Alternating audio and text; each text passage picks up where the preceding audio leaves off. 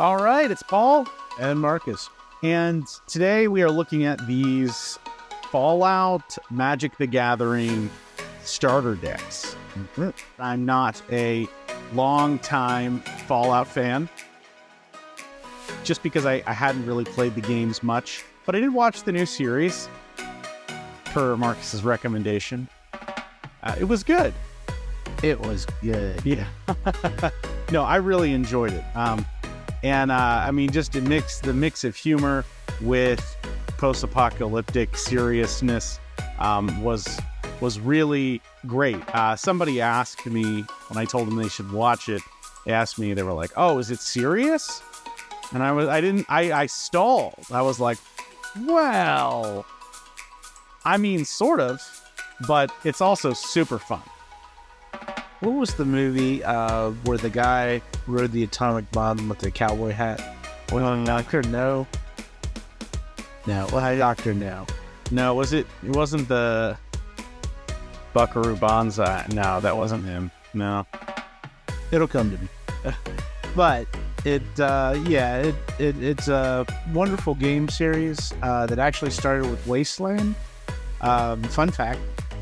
And, Wasteland, which didn't have another boot to the series until 2010, I believe, with Wasteland 2, which was on Kickstarter.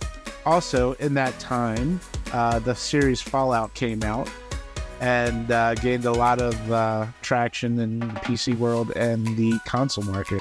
Currently, now they have Fallout 76, which, goes along the turnpike all the way to Philly. Nice. And that's I saw it was an MMO. Is that also does it have a campaign, do you know?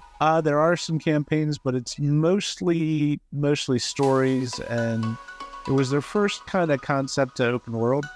Fallout 3 was a lot of fun, and it followed the story of the series a little more.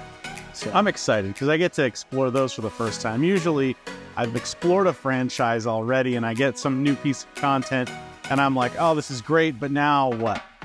Now wait. Now you gotta wait, but at least I can go back and explore some of that content that I missed out on. So these things right here, not a standalone game, Magic the Gathering, but Fallout themed. Mm-hmm.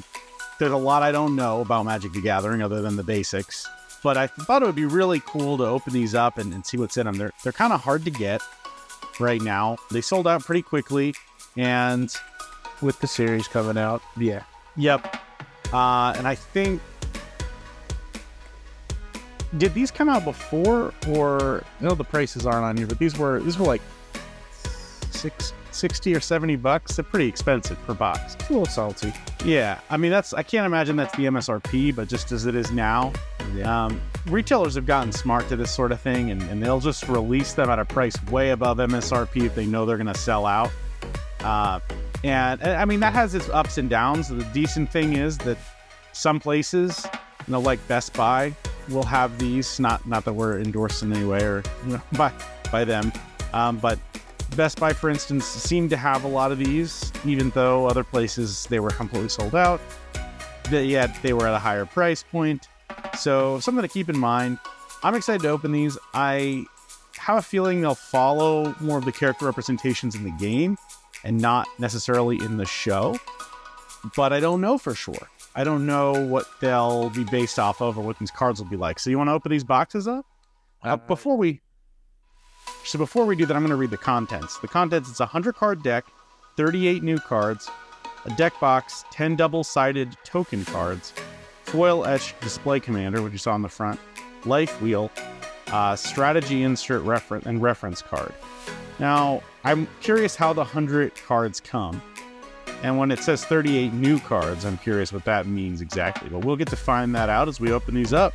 So I just wanted to point out, if you're looking for extra content and something a little more serious along the same lines, Silo on Apple TV is a good watch too. It's all about the shelter life and how life went on. So, some Apple TV's got some things that can really suck you in. Yes, they do. So, All right. So, All right, let's give it. You open yours, I'll open mine. all right. We'll compare. I see at the top it says science. This one is Scrappy Survivors. Yeah. Wastelanders.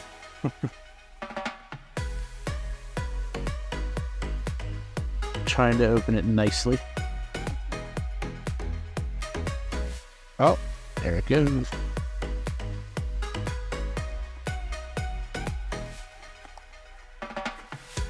Oh, finally they. Okay, so Yeah. interesting. What's interesting here is these. Is this something that Magic the Gathering has been doing lately, where the cards in the front, like this isn't the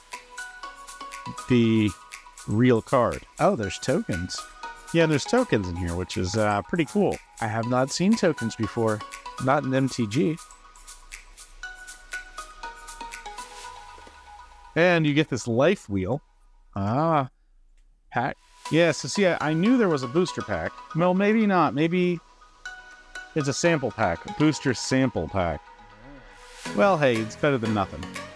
So let's pop these nice little holographic tokens out. Okay.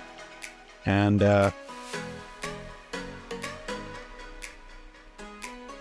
we've also got these guys right here. Imagine these help us manage effects. Look like some upgrade tokens and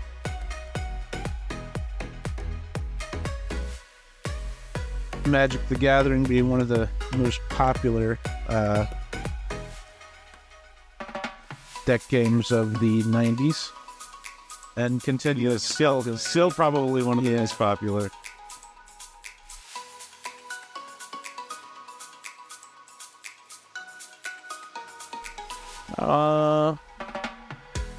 Yeah, I'm pretty sure this. I mean, this is just a picture.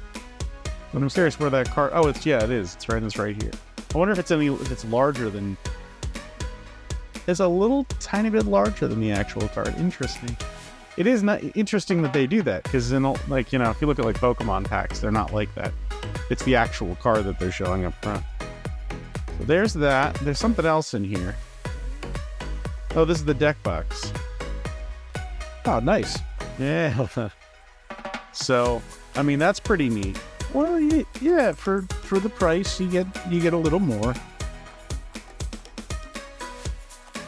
We'll have to look up what the MSRP is actually on this, to be honest with you, just so we're all clear there.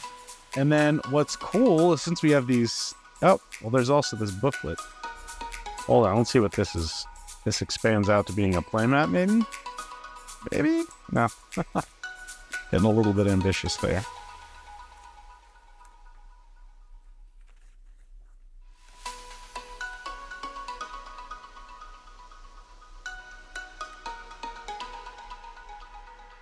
Some explanations about the alignment. Some of these characters. That's interesting. Oh, they're doing alignments. Yes, if you look at the back here, it says, on this, you got one of these too, I think, in yours. Right there. Wire Dogmeat and Preston, Garvey, red, green, and white aligned. Dogmeat embodies red, green, and white through his unwavering loyalty, love, and fierce protection.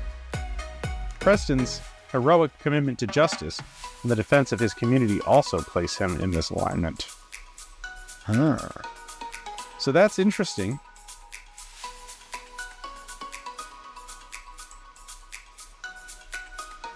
And on this side, we get... It actually uses the same symbols that the Magic the Gathering uses. But, Well, I'm pretty positive it is Magic the Gathering, just... Well, yeah, just... They're supposed to be compatible, I Okay. think. That's my understanding. It's like... It'll be like Magic the Gathering.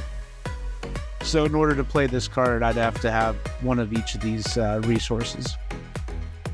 Okay. So... So here it's got some instructions.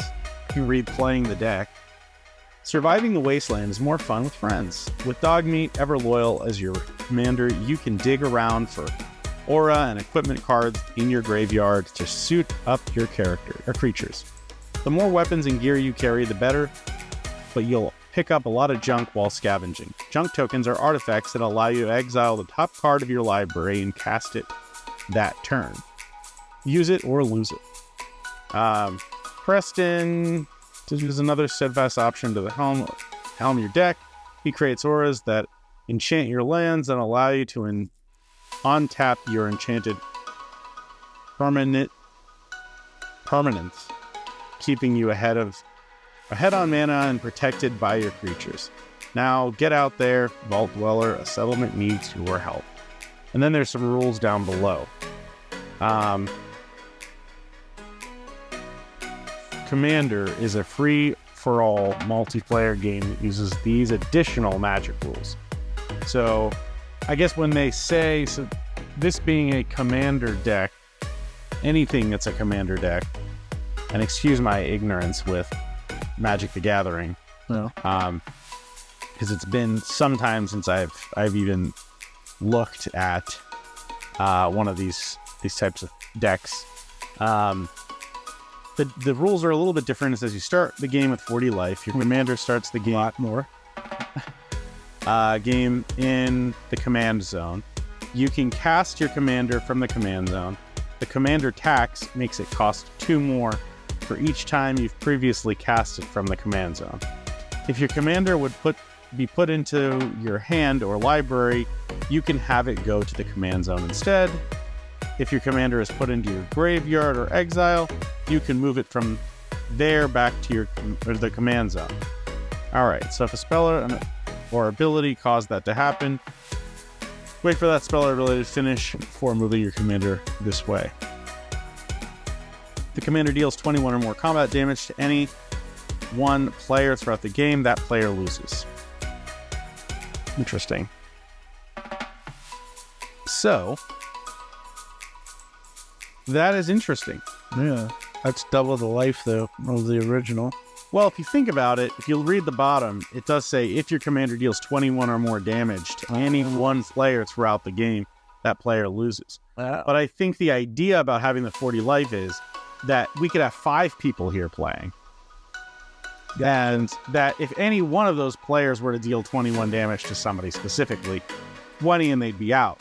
But if, they received a little bit of damage from everybody, the 40 gives you the ability to actually keep the game in play. Okay. So, interesting.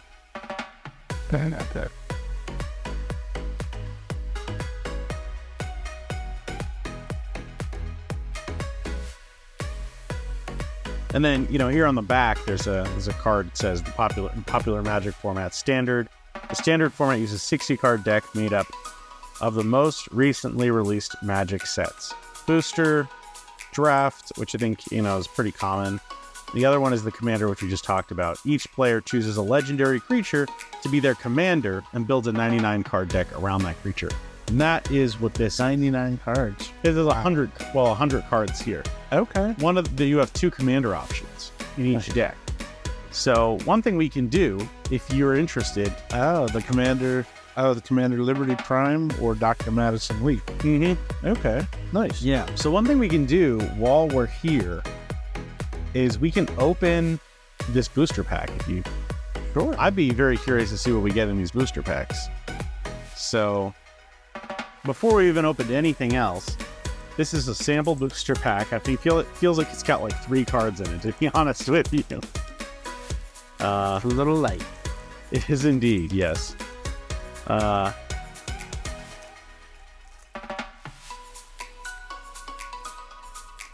right.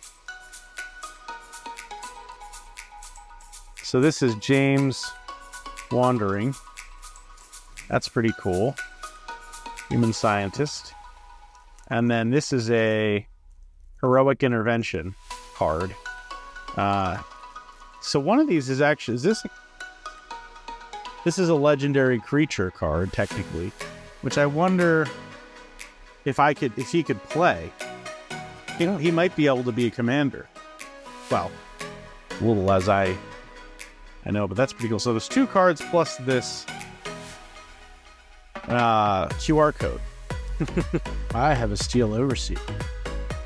Really? Which has a nice little, I guess, are these rare cards? The thing down at the bottom? Yeah. I don't know what that stands for. I don't know what that stands for. Let's find out. But both of ours have them. Oh, I see a lot of cards with the more valuable cards have those as a means of showing authenticity. You see them in the Star Wars Unlimited cards. Show them for authenticity purposes.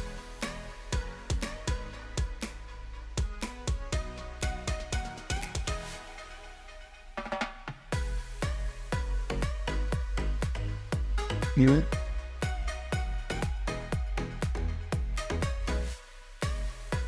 That's kind of what it looks like. I feel like at the bottom left there's this thing that says R. Maybe that has to do with it.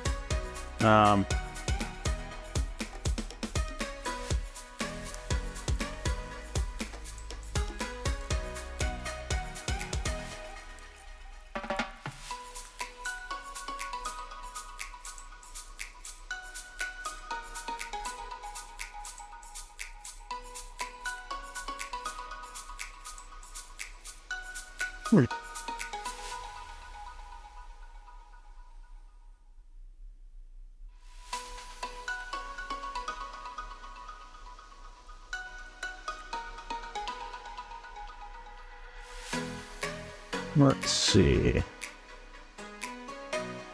Let me far away in binders and notice a black triangle covering the seal.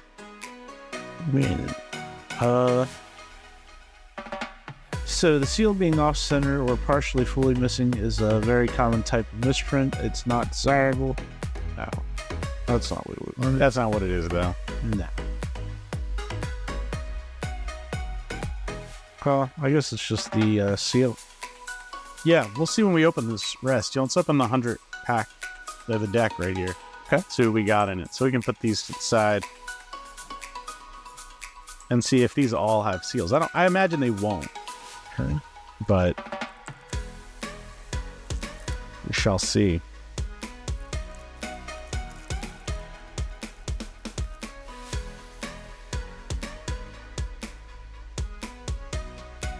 All right.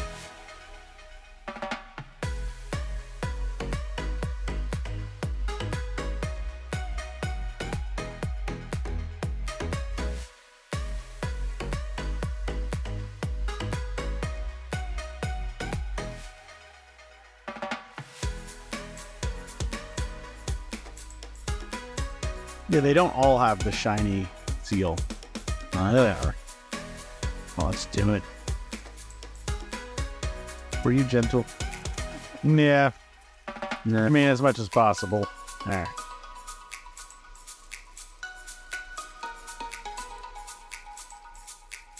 I feel like I have to be with these. Yeah. Yeah, for that price. Oh, there's something cool in there. See a white card hanging out. Maybe it's just a backwards card, but see that? Yeah. That might be something exciting. Well, let's see, because I am curious. I mean, these are standard decks, so they shouldn't be a surprise to anybody but us. There's that dog meat card, and then this is the Here are my two. Garvey card. Yeah, we can set those up here for others just to see. You can see here, these ones that aren't shiny don't have the shiny emblem on them. Nah. Or the holographic emblem. Ah, I like this one. There's Nerd Rage. Nice.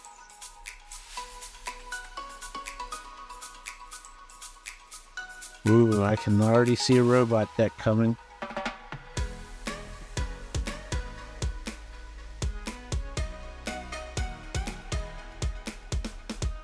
I'll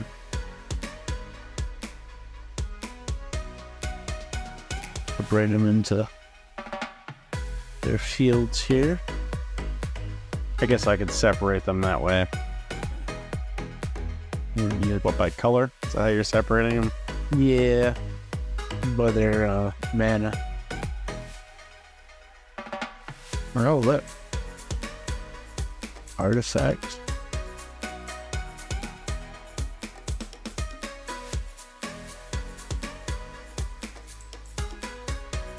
Ooh, there's a lot of artifacts in here.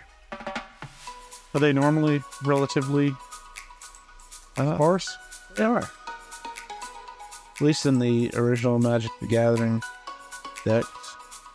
Well, I mean, if you think about it, Fallout is full of artifacts Oh, yeah. in general. So it's good to see them make good use of them.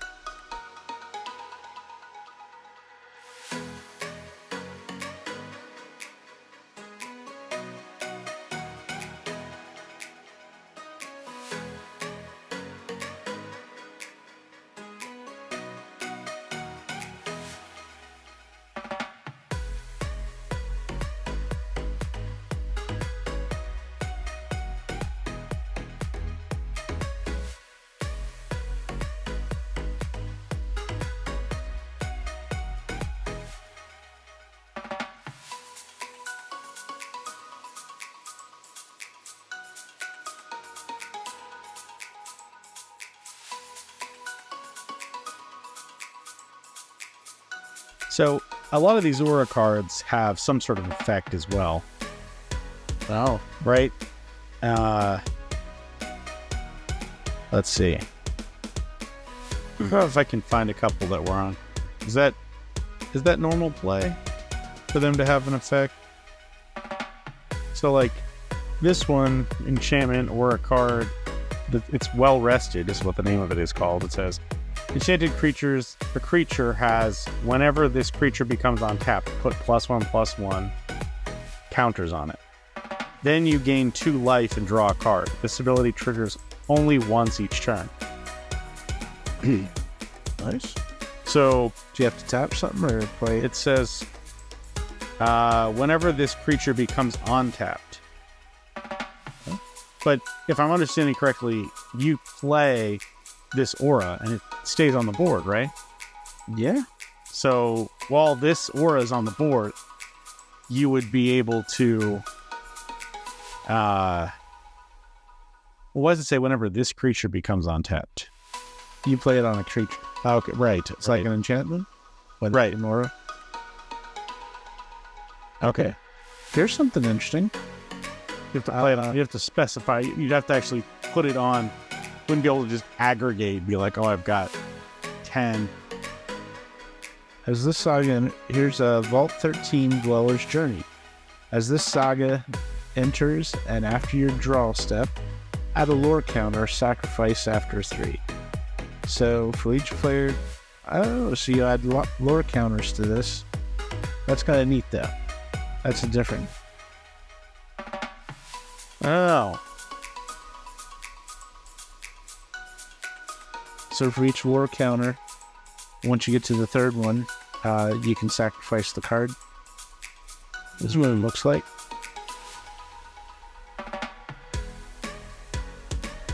So it says return 2 cards exiled with Vault 13 the battlefield under their owner's control and put the rest on the bottom of their owner's library. So does it let you bring two back? Like 2 cards back that were defeated? Yeah. After the saga enters, after you draw, have a lore counter.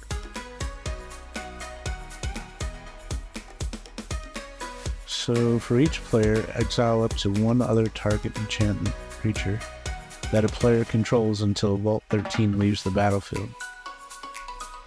So for each player, I get to exile a target creature.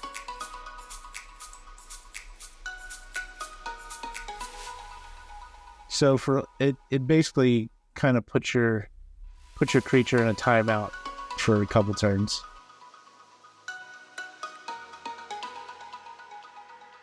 Mine, like the opponent's creature, or Yeah, okay. your opponents. This says for each player, exile up to 1 other target enchantment or creature that a player controls until up well to, 13 right? leaves the battlefield. But you get to choose up to per player. Yes. So if you're playing with 4 other people, you wouldn't have to choose yourself. You could choose the other 3. Yeah. So on the second lore, you gain 2 life and scry 2. On the third, return the 2 cards exiled with Vault 13 to the battlefield under their owner's control and put the rest on the bottom of their owner's libraries. Son. I guess all the ones in exile. We'll have to get some Normal rotations. Yeah, I'm getting some more holographic diamonds.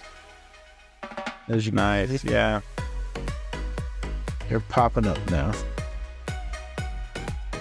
I mean, for it being a starter, I feel like there's a lot just to explore in these cards rules.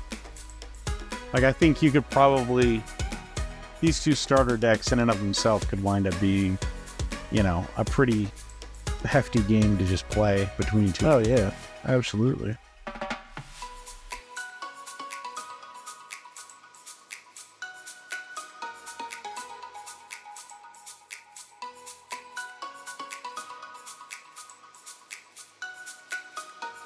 Oh, isn't he cute? Rex. The Silverhound. Nice. Very artifact creature there. Yeah, there are some cool artifact creatures. And they have some pretty interesting effects, too. Oh yeah.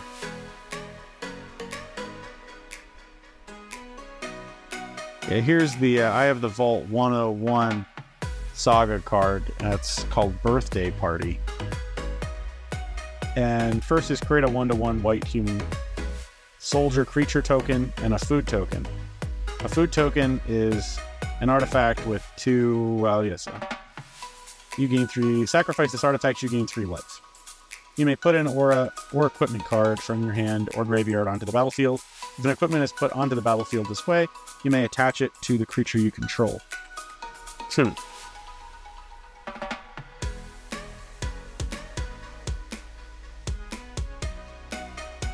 Well, 112 is interesting. You can tap up to 1 target creature and put a stun counter on it. You get 2 energy counters. This says you do that for step 1 and 2. And then step 3, pay any amount of energy. If you paid 1 or more energy this way, shuffle your library, then exile that many cards from your top. You may play one of those cards without paying its mana cost. That one sounds fun. Interesting. Yeah, 99 is quite a lot of cards. Especially once these are sleeved, this will be a pretty big deck. Yeah. Here's another one, Vault 21, House Gambit.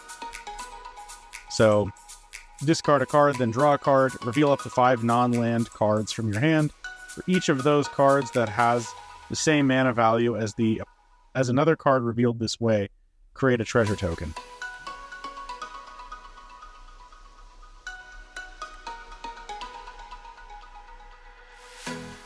Oh, power armor enters the scene. Yeah, I wonder if these booster packs are actually available. Nice. Because, I am curious just how many of these cards they created. There's my first land card. It's pretty cool. It adds 2 different mana. I can tap it, add a water or fire. That's interesting. The way that it looks really neat. Enchant creature, almost perfect. Power and toughness, 9 out of 10, and has indestructible.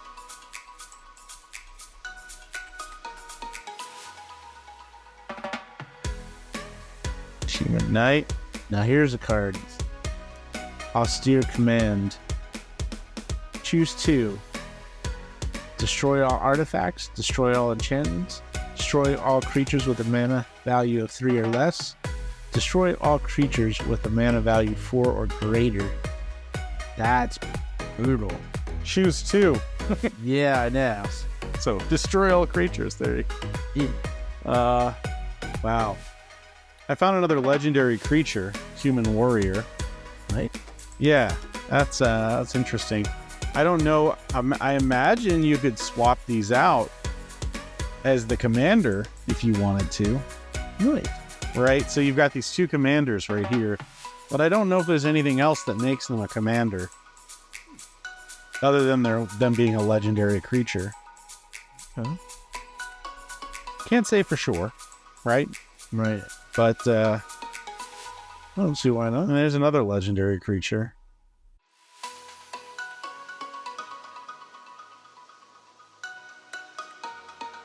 Another one here. Human Bard. Galaxy News DJ.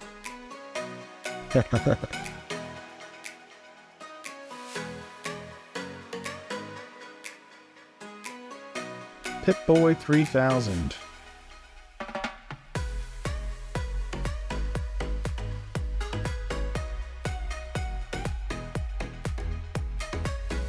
Yeah, here's a first land.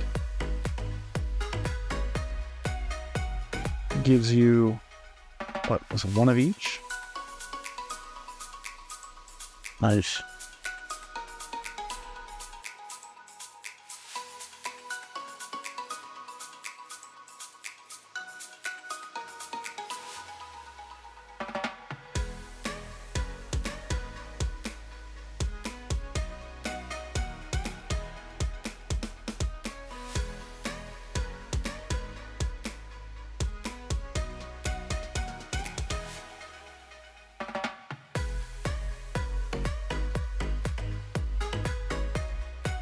Yeah, a lot of these lands have extra stuff on them. Yeah. Yeah, I'm looking at one right now. Clifftop Retreat enters the battlefield tapped unless you control a mountain or a plain. That's nothing huge. The last one I had was tapped unless you control, 2 or more basic lands, which that's not too much. This one has add 1 mana of any color that a land an opponent controls could produce. But oh, now I'm actually getting to the land cards. Mm-hmm. Basic lands. Nice. Forest, plains, desert. Oh.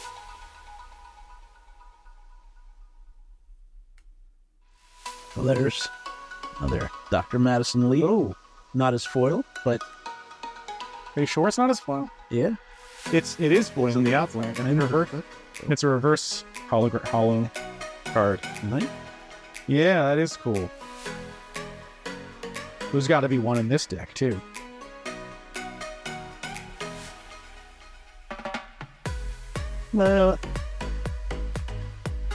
Nice.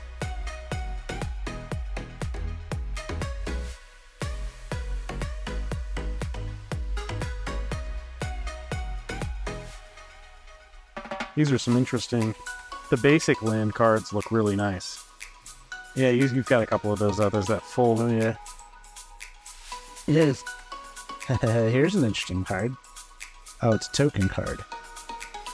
Token art. It says copy. I wonder if that means to copy feature or an artifact or... This token can be used to represent a copy of something else. Yeah. Something probably means anything, right?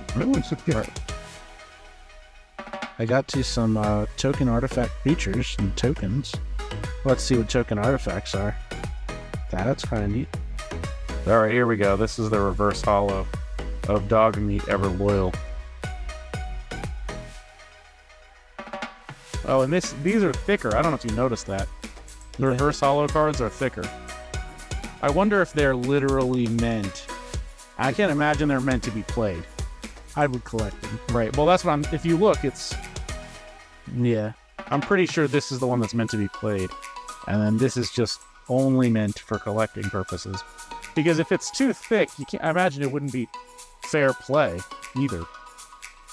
Let's put it in the black. We put it in the sealed bag. We'll open it in 100 years. Because, we'll live that long. We'll be in a vault. Science. Cool. Learn to play card, and then on your turn. At least the turns are pretty easy. The turn, it's all the conditions and figuring it out how they apply. That's tough. But yeah, that was everything. What do you think of what you saw? I love the artwork. I'm excited for playing, and yeah. Likewise, I'm going to have to read through these a little bit more though, I think, before we play around. Yeah. But at least you kind of got to see what this comes with, and it is pretty neat that you get this cool life counter along with these tokens, which should make a game with somebody, if you buy this, relatively straightforward or easy to. Not going to have much of your own improv items to do that. So, cool. Well, thanks for opening these with me. Oh, one more thing. Oh, yeah. The life counter goes from 40 to 21 on the front, and then from 20 to 0 in the back. Really? Yeah, check that out. Well, 20 to 1, but you might as well say 0. Interesting. Yeah, so they couldn't get a wheel. They couldn't get a wheel that looked good enough that had all 40 in it. So they make you flip it over when you get to 20. Oh my. All right. Well, thanks for taking a look at this with us, and maybe sometime soon you'll see a playthrough. I hope so. Until then, Let's sleeve them. Yep. See ya.